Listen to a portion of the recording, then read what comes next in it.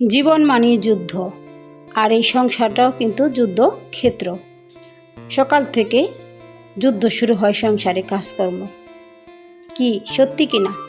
আসসালামু আলাইকুম, আমি সাথী আক্তার। সাথী আক্তার চ্যানেল থেকে আপনাদের সবাইকে স্বাগতম। সবাই কেমন আছেন? আশা করি ভালো আছেন। আমরাও ভালো আছি আলহামদুলিল্লাহ। উপস্থাপন করছি দোহার থেকে। আজকে ভিডিওটা শুরু করেছি সকালে নাস্তা দিয়ে। আজকে সকালে রুটি এবং দুধ চা বানিয়ে নিয়েছি, আর ছেলেদেরকে কিন্তু ডিম পোস্ট করে দিয়েছি। আর এখন আমার নাস্তাটা আমি করব, সেটাই শেয়ার করছি। তো আমি কিন্তু পরোটা খেতে পছন্দ করি বরাবর। তার জন্য আমি যখনই রুটির নাস্তা বানাই তখন আমার জন্য 2টা পরোটা বানিয়ে নিই। যাই হোক, নাস্তা খাওয়ার পরে আমার সংসারিক কাজে চলে আসলাম। তো কিছু আমার শাড়ি ছিল, এর মধ্যে আমি এক জায়গায় ঘুরতে গিয়েছিলাম। তো শাড়িগুলা আমি এখানে সুন্দর করে গুছিয়ে নিচ্ছি। তো একটা শাড়ি যখন তুলছিলাম তখন সবগুলো শাড়ি গুছিয়ে নিলাম। আর এখন বাসায় কিছু কাপড় চোপড় ছিল, সেগুলো কিন্তু আমি এখন হালকা গরম পানি করে ভিজিয়ে নিচ্ছি। তার সাথে আমার যে বাসায় একটা পুতুল ছিল, ডগ পুতুল, তো আমার ছেলেরা সেটা ধরে ঘুম আসে, সেটাও ভিজিয়ে দিলাম। আর এখানে গামছা ছিল, গামছাগুলো আমি ভিজিয়ে দিলাম। আর কিছু কাপড় চোপড় আমার হাজব্যান্ডের আর আমার ছেলেদের কাপড় চোপড় ভিজিয়ে দিয়েছি। আর এখানে যে পর্দা, সেই পর্দাটাও আমি ভিজিয়ে দিচ্ছি। এই ভিডিওটা কিন্তু আরও আগে ছিল, সেই ভিডিওটাই মিলিয়ে শেয়ার করছি। তো আমার যে কাজের আপা আছে, সে এসে কাপড় চোপড়গুলো ধুয়ে দিবে। আপনারা তো সবসময় জানেন আমি মেশিনে কাপড় চোপড় ধুই না। যাই হোক, তারপরে আমার মাছের বাজারটা চলে আসলো। তো আমার হাজব্যান্ড বলল যে আমি মাছগুলো কেটে দিই, কিন্তু পরে আমার দেবরই কেটে দিল। আমি একটু ভিডিও শ্যুট করলাম। এখানে 2টা রুই মাছ আর একটা বড় সিলভার কাপ মাছ নিয়ে এসেছিলো 5 কেজির মতো। যাই হোক, সেগুলো কেটে ধুয়ে নিয়ে আসছি। শুধু আমার দেবর কেটে দিয়েছিল, আর সিলভার কাপ মাছে কিন্তু ডিম হয়েছিল। তো এখন বক্সে ভরে নিয়ে এলাম, ফ্রিজে রেখে দেব। আর এখন রান্নার আয়োজন করে নিয়ে আসছি। আমার ছোটো ছেলের জন্য ডিম রান্না করব। এখান থেকে 3টা ডিম থেকে একটা ডিম কিন্তু আমার বড় ছেলে খেয়ে নিয়েছে।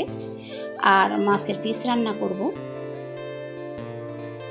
যাই হোক, ডিম রান্না করছি। আর আজকে কিন্তু আমি মাছের ডিমটাও ভুনা করব। আর অল্প একটু রেখে দেব, যেদিন করলা ভাজি করব তখন সেটা দিয়ে করে নেব। ভিডিওর এই পর্যন্ত এসে হয়তো আপুরা আমার ভিডিওতে লাইক দিতে ভুলে গেছে, তো প্লিজ দয়া করে আমার ভিডিওটি লাইক দিবেন আপুরা। আপনাদের লাইক আমার ভিডিও একে অন্যের কাছে পৌঁছে যাবে। আর ভিডিওটা দেখে সুন্দর একটা কমেন্টস করবেন। আপনাদের কমেন্টস পড়ে আপনাদের চ্যানেলে চলে যাব ভিডিও দেখতে, আর সুন্দর একটা কমেন্টস করে চলে আসব। আর নতুন যারা চ্যানেলটি সাবস্ক্রাইব করে পাশে থাকবেন, আর পাশে থাকা বেল আইকনটি ক্লিক করে দিবেন, যাতে আমার ভিডিও আপলোড করা মাত্র আপনাদের ওখানে পৌঁছে যায় আর আপনারা সময় সুযোগ করে ভিডিওটি দেখতে পারেন। আর যারা অলরেডি এই কাজটি করেছেন তাদেরকে অসংখ্য অসংখ্য ধন্যবাদ। তো আমি মাছের ডিমটাও ভুনা করে নিয়েছি, আর মুরগির ডিমও রান্না করে নিয়েছি। তারপর এখন মাছগুলো যে পিস করেছিলাম সেখান থেকে কিছু পেটের পিস নিয়েছি, তো সেগুলো আমি একটু কষিয়ে নেব। তো মশলার সাথে আমি ভালো করে এপিট এপিট করে প্রথমে উল্টে পাল্টে দিচ্ছি, তারপরে এখন পানি দিয়ে দিচ্ছি। আসলে বড় মাছের যে পেটের পিস সেগুলো কিন্তু অনেক ভালো লাগে, তেল তেল জাতীয়। তো পেঁয়াজ দিয়ে ভালো করে আমি ভুনা করে নিয়েছি। আজকে কোনো সবজির কাজ নেই, শুধু পেঁয়াজের কাজ। তো লবণটা চেক করে নিলাম, তারপরে এখন লবণও দিয়ে দিলাম। তো আমার প্রিয় আপুরা, আমার ভিডিও দেখে আপনারা কিন্তু একটুও খুশি হন না? যদি খুশি হতেন লাইক দিতেন। আমি অনেক আপুদের চ্যানেলে গিয়ে ভিডিও দেখে আসি, কমেন্টস করে আসি, আমি তেমন রিপ্লাই পাই না। আমার ভিডিওতে কোনো ভিউ নেই, লাইক নেই, আর ওয়াচ টাইম তো নেই, ওয়াচ টাইম কমে গেছে। সবাই শুধু বলে ফুল ওয়াচ করে দিয়েছি। দেখলাম যে ওয়াচ টাইম নাই, যা ছিল তার চেয়ে অনেকটাই কমে গেছে, আর লাইকও কমে গেছে। যাই হোক, এখন আমার বড় ছেলের জন্য আমি যে সুন্দর পিসগুলো আছে সেখান থেকে 2 পিস ভাজা করে নিচ্ছি। ও আবার ভাজা ছাড়া মাছ খেতে চায় না, আমিও খেতে পারি না, তাই দুজনের জন্য 2 পিসই ভাজা করে নিলাম। এতে কিন্তু গরম ভাতের সাথে খেতে ভালো লাগে। আর ফাইনাল লুকটা দেখিয়ে দিচ্ছি কেমন হয়েছে রান্না বান্না। এই তো দেখতে পাচ্ছেন আমি ছোটো ছেলের জন্য ডিম রান্না করেছি আর মাছের ডিমটাও ভুনা করে নিয়েছি। আর এখানে 2 পিস ভাজা মাছ করেছি।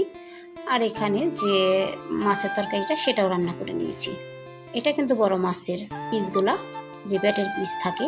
খুবই লোভনীয় হয়েছে তরকারিগুলা।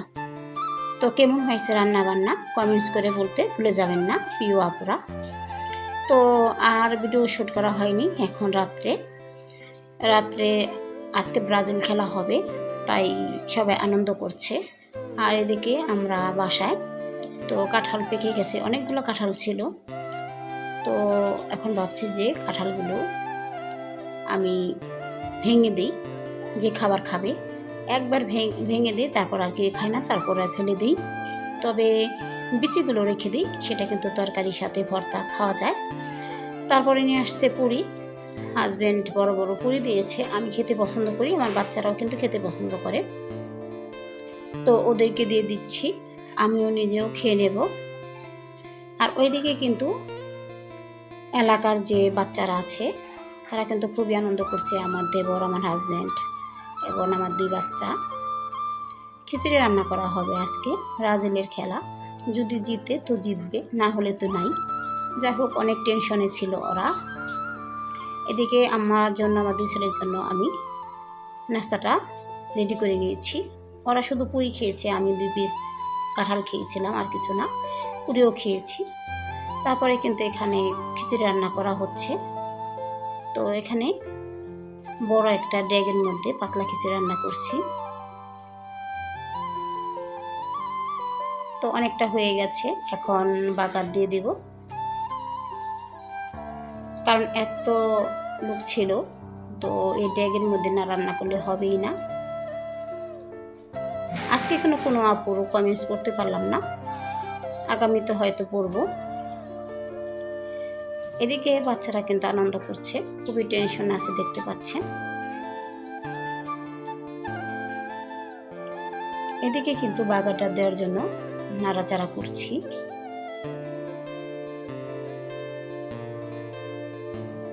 এখানে শুকনা মরিচ, পেঁয়াজ, রসুন দিয়ে দিয়েছি, তার সাথে দিয়ে দিলাম বেশ কিছু পাঁচফোড়ন।